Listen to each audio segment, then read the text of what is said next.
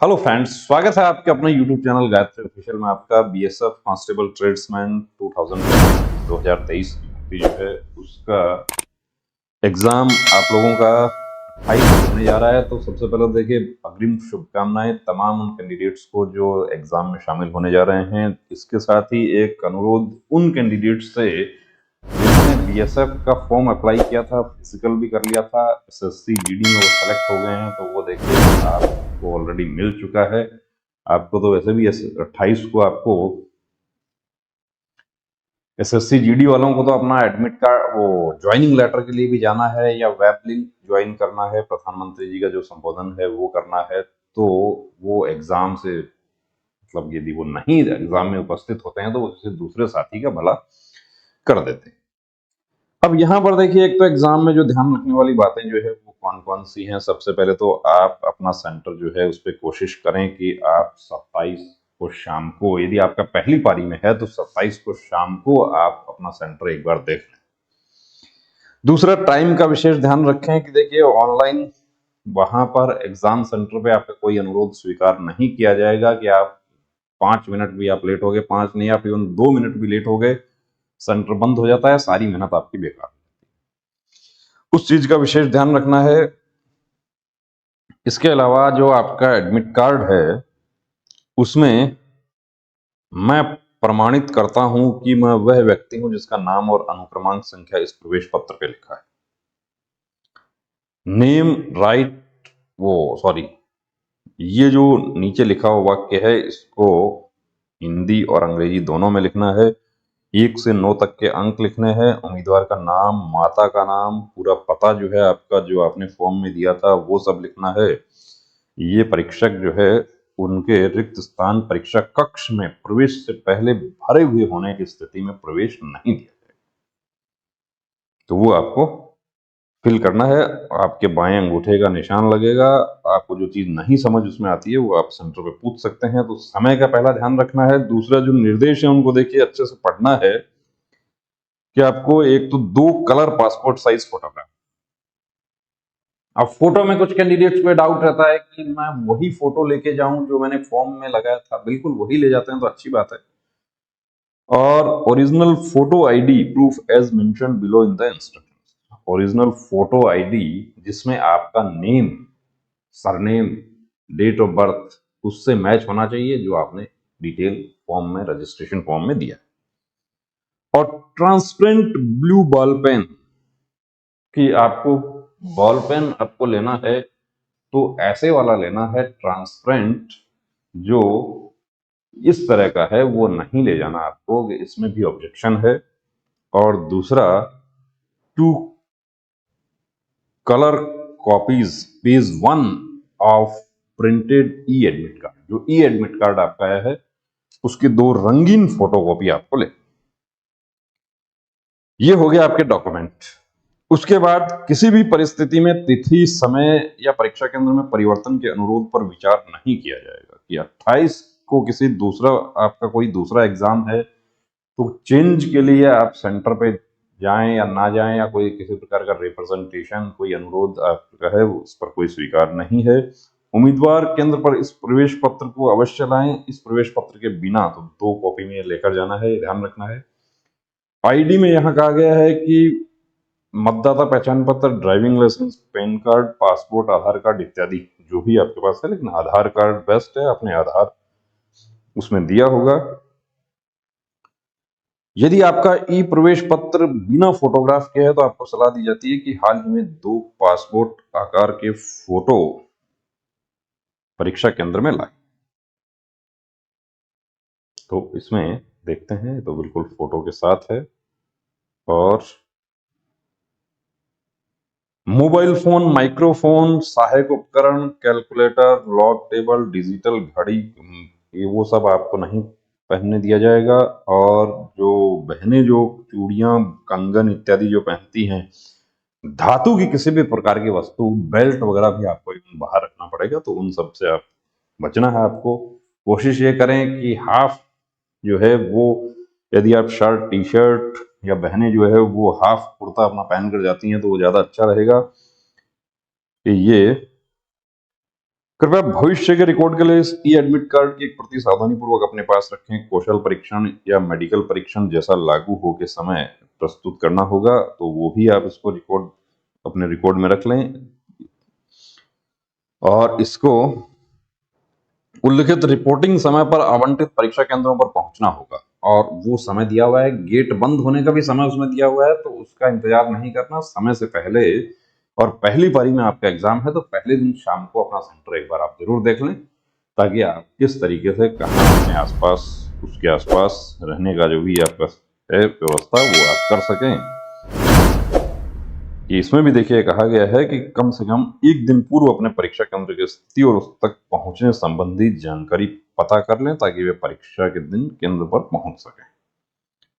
यदि किसी तकनीकी खराबी के कारण या अन्य किसी कारण से परीक्षा निर्धारित समय पर शुरू नहीं होती है, बीच में बाधित होती है, तो अभ्यर्थियों को परीक्षा के अधिकारियों के निर्देशों का पालन करना चाहिए। समस्या का समाधान होने तक धैर्यपूर्वक, ये कंप्यूटर बंद हो जाए या किसी प्रकार का नेटवर्क इश्यू हो जाए, ऐसा देखिए बड़ी कंपनी जब एग्जाम करवाती है तो ऐसा अक्सर होता नहीं है, लेकिन यदि फिर भी हो जाए तो आपको धैर्य बनाए रखना है। और अभ्यर्थियों को आश्वस्त किया जाता है कि किसी भी कारण से परीक्षा में व्यवधान, जैसे गंभीर मामूली तकनीकी बाधा या सर्वर की धीमी गति, सर्वर का संपर्क न रहना आदि होने की स्थिति में उनके परीक्षा के समय में किसी प्रकार की हानि होगी, उसके वे हकदार हैं।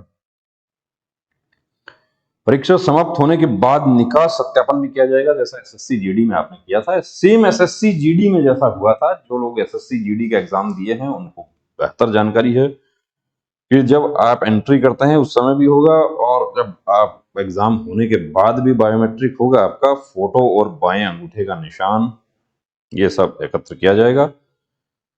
और पंजीकृत क्रेडेंशियल्स के साथ आवेदन पोर्टल में लॉगिन करके सभी पदों के लिए परीक्षाओं के संचालन के 3-4 दिनों के बाद अपने व्यक्तिगत उत्तर की आंसर की कैसे आएगी। देखिए पहले तो ऑफलाइन ये एग्जाम होता था, और ऑफलाइन में आंसर की रिजल्ट से थोड़ा सा पहले या रिजल्ट के साथ ही अपडेट होती थी, लेकिन अभी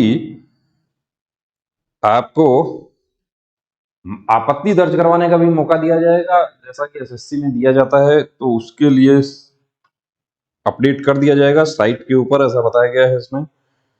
और उम्मीदवारों को नियमित रूप से इस भर्ती चयन प्रक्रिया से संबंधित सूचनाओं के लिए बीएसएफ की वेबसाइट पर जाना होगा। सभी परीक्षा लैब्स वीडियो निगरानी के अधीन, जो लैब हैं आपके वो सब सीसीटीवी सर्विलेंस के अधीन है, तो इस बात का भी विशेष ध्यान रखना है। प्रश्न पत्र आपका हिंदी और अंग्रेजी भाषा में होगा। प्रश्न पत्र का भाषा संबंधित खंड, जैसे अब उसमें भी हिंदी भाषा है तो ग्रामर का जो हिंदी का पार्ट है वो हिंदी में ही होगा, इंग्लिश का इंग्लिश में ही होगा। कंप्यूटर आधारित टेस्ट परीक्षा के प्रारूप से परिचित होने के लिए उम्मीदवारों को सलाह दी जाती है कि बीएसएफ जियोइन पर डेमो मॉक टेस्ट को जरूर देखें। गलत उत्तर के लिए अंक काटा नहीं जाएगा। यहां पर क्लियर कर दिया है कि गलत उत्तर के लिए अंक काटा नहीं जाएगा, यानी कि नकारात्मक अंकन नहीं होगा। पैरा 13 जो है निर्देशों का, वो आप देखते हैं उसमें क्लियर कट लिखा है। काफी कैंडिडेट्स ने पूछा था कि क्या नेगेटिव होगा, साफ कर दिया गया है कि that is there will be no negative marking, जैसा एसएससी जीडी में होता है। तो नेगेटिव मार्किंग नहीं है तो 100 आउट ऑफ 100 कर देना है। पिछली भर्ती में कुछ कैंडिडेट्स पर्सनली हम जानते हैं जो 12 क्वेश्चन छोड़ दिया, 15 छोड़ दिया, 18 छोड़ दिया, 1 नंबर से भर्ती प्रक्रिया से बाहर हुए, 2 नंबर से बाहर हो गया। तो यदि वो सारे 18 के 18 थे, उसमें यदि एक डिजिट भी उठा लिया जाता तो भी उसमें से 2-3 तो सही हो सकते थे, और हो सकता है कि अच्छा किस्मत हो।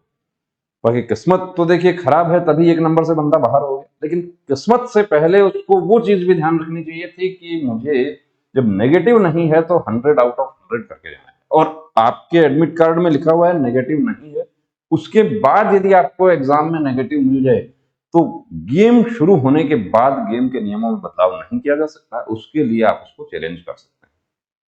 तो ये आपके पैरा 13 में आपके क्लियर लिखा हुआ है कि नेगेटिव मार्किंग नहीं होगी।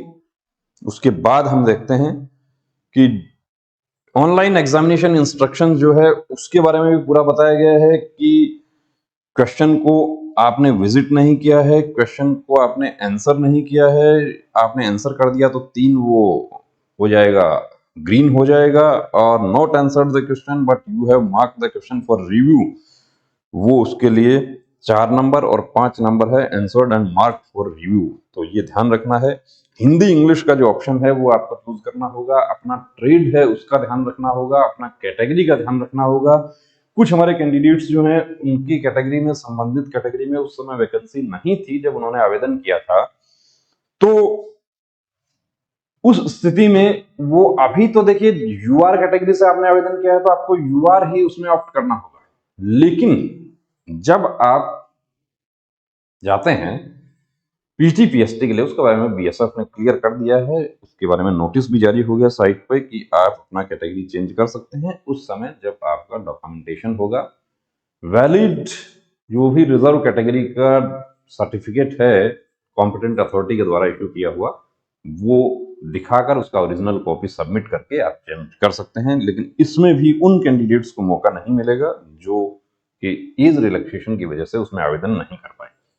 तो इंस्ट्रक्शंस को अच्छे से पढ़ना है, और फिर कहना चाहूंगा कि जो लोग सेलेक्ट हो गए हैं वो देखिए एग्जाम जो है उनको एग्जाम में उपस्थित नहीं होना है, क्योंकि आप सेलेक्ट हैं ऑलरेडी, एसएससी जीडी में हैं, तो आप अब ये कहेंगे कि जो सेलेक्ट है वो क्यों जाएगा, जाते हैं बहुत सारे हमारे साथी ऐसे हैं कि चलो देख के आते हैं।